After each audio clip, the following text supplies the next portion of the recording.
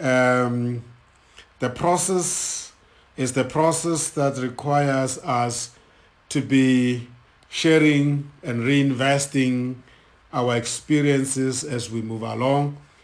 And the purpose is that of sustainability and continuity and renewal at all times. The mind, like the perspective does, helps us to uncover and unpack the journey that we have traveled up to so far. And it is a foundation and the basis of our coaching program. The process speaks to a number of events in the form of sessions that we undertake to support our client in their journey to achieving greatness. And the purpose is the reason why we are in a coaching relationship with our clients. That is our model. That is the framework within which we conduct our coaching program. And it is irrespective of how long the coaching program is that we follow this model. I'm going to be spending some time today talking about the third leg of this model, which is the purpose. Sometimes in September 2017, the 3rd to be specific, I wrote an article for the Ezine articles on this topic. And the article was titled, What is a Coaching Purpose? So here we are saying that coaching is a structured, facilitated learning intervention. And therefore it should take place because there is a purpose to be met. The coach and the coachee establish the reason for which they are embarking on a coaching program together. No coaching should be entered into without the reason being commonly understood by both the coach and the coachee. Some clients are referred to coaching by their sponsors, mostly their managers or parents or guardians or anybody who's responsible for their development. However, the coaching program is always about the coachee.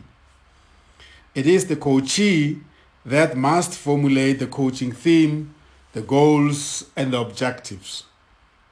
The coach's role is to facilitate the formulation process and support the coaching agenda. The coaching agenda belongs to the coachee. The much deeper reason for entering into coaching is referred to as the rationale for coaching.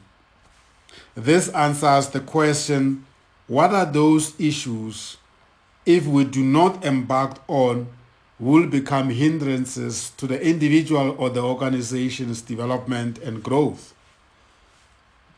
It is a bigger purpose for coaching intervention. In business language we call this bigger coaching purpose, a business case for investing time and resources in a coaching intervention. The result is the return on the investment made. This suggests that the impact of coaching intervention and program must be measurable. The coach, coachee, and sponsors should be able to determine the performance indicators in advance. They agree on these performance indicators at the contracting stage of the coaching program. They are key components of the coaching contract. And they ensure that the program does not default into conducting sessions for the sake of pushing time. So coaching, therefore, it's about movement. That is the shift from the current state of being to the future state of being of the client. At the end of the coaching program, progress is determined to justify the resources invested in it. It is always a challenge in coaching to justify the positive costs relationship, the positive cost value relationship at the beginning and during the program. So the sponsors invest in the program with the hope that the results will be positive. However, if the reason for coaching is genuinely formulated and fits within the organization's talent development philosophy, there should be no doubt in conducting coaching. Where there is doubt, the coaching rationale and the program itself must be revised.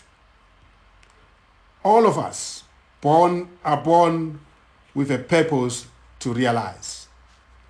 The starting point is to embark on a journey of discovery and connecting with our life purposes. So therefore, coaching is one of the many ways through which the project of identifying our life purpose is conducted or can be conducted. When we are born, we are the responsibility of our parents from day one until we are able to look after ourselves. However, at a certain point in our life, we become solely responsible for our lives to continue. At that point, if we have not already identified our life purpose and connected with it, we tend to go astray. Life starts happening to us that is dictating to us the direction we should follow. It is for this reason that coaching must be sought by or after by all of us. And the purpose must take a big picture into consideration. If the purpose is narrowly defined, the risk is that we may achieve the perceived goal and objectives too soon and easily misleading us into believing that we are ready for the bigger life challenges. And then again, be stuck and directionless. So, coaching is about life. It is about the future. It is about positivity. This does not suggest that we must ignore our past. That is our coaching perspective. That will always be our baseline because it tells us where we come from and who we have become. One way of looking at our coaching purpose is to regard it as our destiny, which once achieved becomes the legacy we leave behind for the generations to come.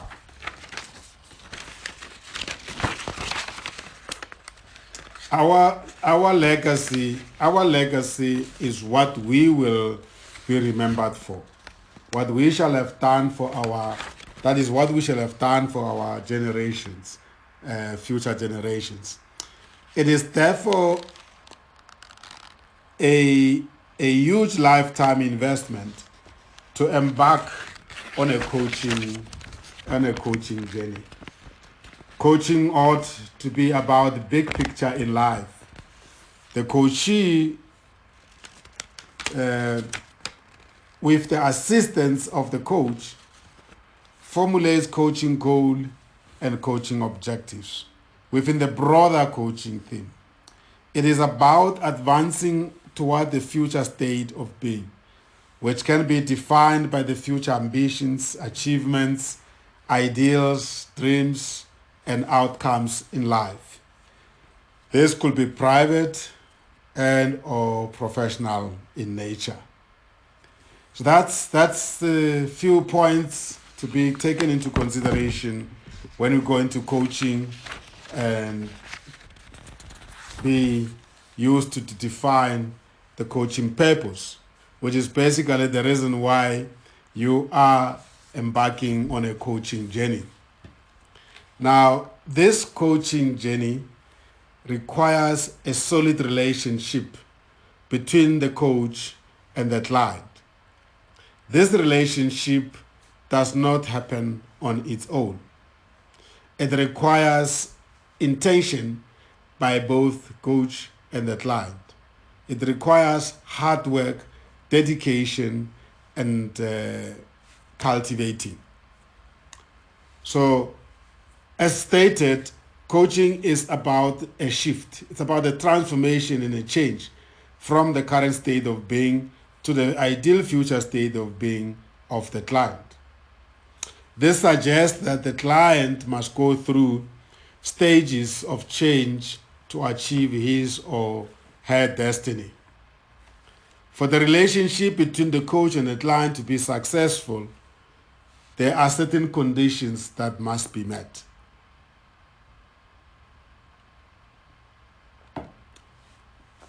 Here are some of them. The idea of relationship itself must be understood by both the coach and the coachee, and the role it plays in the coaching program. So the coach and the client are in a relationship, they're in a partnership to deliver on the goal and the objectives. Now, the concept of partnership must be unpacked and also understood. That the relationship as defined goes deeper and takes a form of a formal partnership. That means that the coach and the client are in the program together, equally so. This is irrespective of the fact that the main beneficiary is the client. The fact is that no coach will be happy when the client is not successful in achieving his or her goals and objectives. The third condition that must be understood is confidentiality. Coaching is a very serious and personal intervention in one's professional and personal development. This chapter will stay with both the client and coach for the rest of their lives. Hence, the content of the sessions and the whole coaching program must be kept confidential at all times. That is the reason why coach must belong to professional bodies and adhere to various code of ethics and conduct. He or she will never share the program or session content with any external party without the consent of the client. The other condition is that of becoming the thinking partner of the client as a coach. The coach is the thinking partner who brings the issues to the session. But the issues are guided by the agenda that the client has put together. The coach's work is to be a thinking partner without being judgmental and moves from the premise that the client is normal as he or she is. So the coaching is no counseling or therapy. It looks into the future and works with the client in achieving it. It is a collaborative way of developing the client. The next condition that needs to be met is commitment. The coach and the client commit to the program formally. There is no possibility of success without commitment. Each party is expected to honor the agreement they have entered into. Reflections, mirror image is another condition. The coach must hold up the mirror for the client to reflect on. He must be present fully with the client at all times during the session and throughout the program. This is also required at any time during the entire program as stated, and the coach is interested in knowing how the client is doing at all times. Some of the reflections are done through the report after every session, midway through the program, and at the end of the program. The other conditional requirement is ability to be observant. The coach is not only expected to be present with the client, He or she must also observe the state of being of the client and create awareness for him or her. The next condition is the trust. The important condition for the coaching relationship and partnership to happen is trust between the coach and the client. This takes time to develop, but it is necessary. The first 3 sessions must achieve the appropriate level of trust between the coach and the client. It is absolutely necessary. Otherwise, there will be gaps in the delivery of the coaching program. If the client doesn't trust the coach doesn't trust the client, the quality of work in the coaching program is undermined. The coach and the client also have to comply with the condition of equality. Their relationship is not a boss-subordinate relationship. They are partners, and it is therefore expected that they treat each other as being equal. This is very important in making the client relax and settle down in the program. The coach plays a huge role in making sure that this happens. Those are the inputs for today.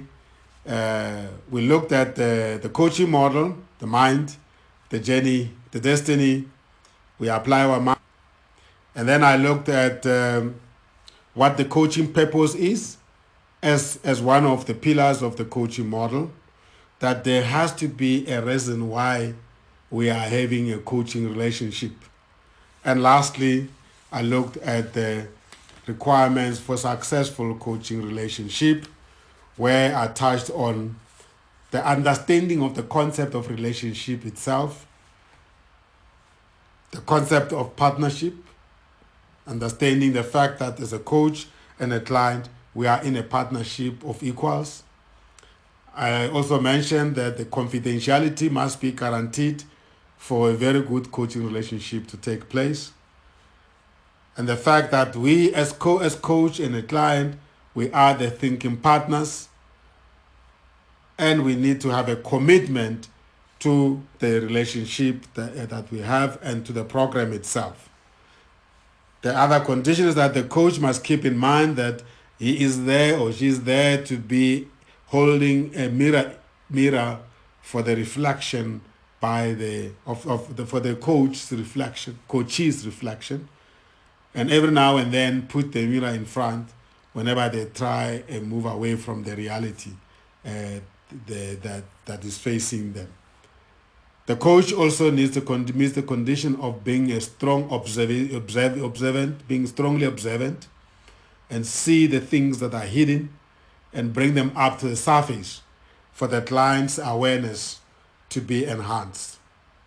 We also talked about the importance of trust in the relationship between the coach and the client. Without trust, it will be impossible to have quality coaching experience. And lastly, the fact that we are equals as a coach and a coachee in the program. Thank you very much for tuning in. I hope you are inspired by this and you look forward to our next episode. Feel free to check our online shop, Comeza Online Shop, www.online.comeza-goc.com. Write to us at callcenter@comeza-goc.com. Call center is spelled CALLCENTRE and is at comeza-goc.com. You can also call us at +27 11 974 9308. You are welcome to follow our podcast, Comeza Radio Podcast. Just search for it in any of your podcast platforms, and subscribe to our podcast, and you will be notified when we publish new episodes. You are invited as well to tune into our 24/7 internet live streaming radio station, Comeza Radio Worldwide. You can access the stream at www.comezaradio.com. We are excited about what we are doing. The content is made available digitally. At any time you Google the name Comeza, you should be able to get hold of all our online platforms. I am Sam Zima. I'm the founder and executive CEO and executive coach at Comeza GOC International. Our website is www.comeza-goc.com. Take care. Goodbye.